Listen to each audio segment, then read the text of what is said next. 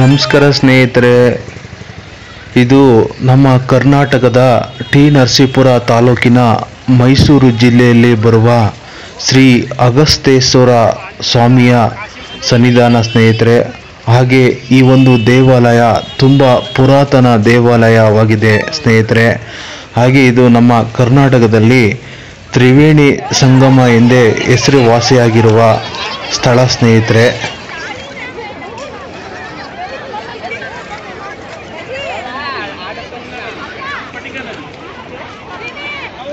ನಮಸ್ಕಾರ ಸ್ನೇಹಿತರೆ, ಇದು ನಮ್ಮ ಕರ್ನಾಟಕದ ಟಿ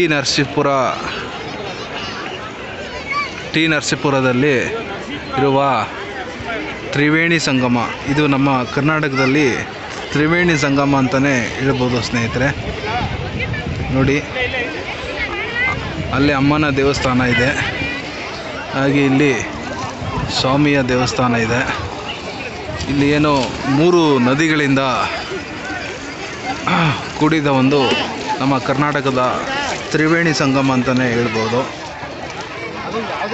ಇದು ಕಪಿಲಾ ನದಿ ನೀರು, ಹಾಗೆ ಇದು ಕಾವೇರಿ ನದಿ.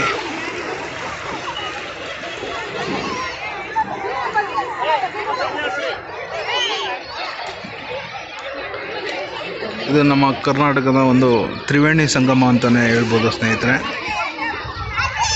ಹಾಗೆ ಇಲ್ಲಿ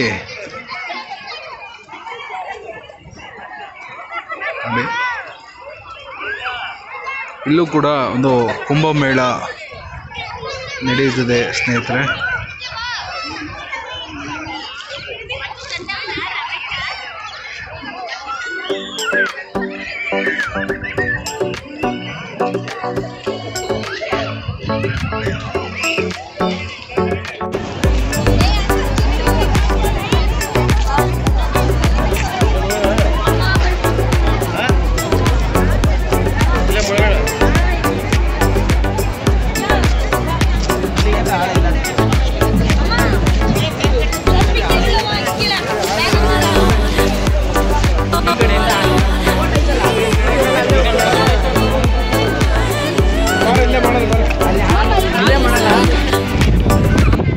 ಹಾಗೆ ಸ್ನೇಹಿತರೆ, ಈ ಒಂದು ಸ್ಥಳದಲ್ಲಿ ಕಪಿಲಾ ನದಿ ಮತ್ತು ಕಾವೇರಿ ನದಿ ಮತ್ತು ಸ್ಫಟಿಕ ನದಿಗಳ ಸೇರುವ ಸ್ಥಳವಾಗಿದೆ ಸ್ನೇಹಿತರೆ.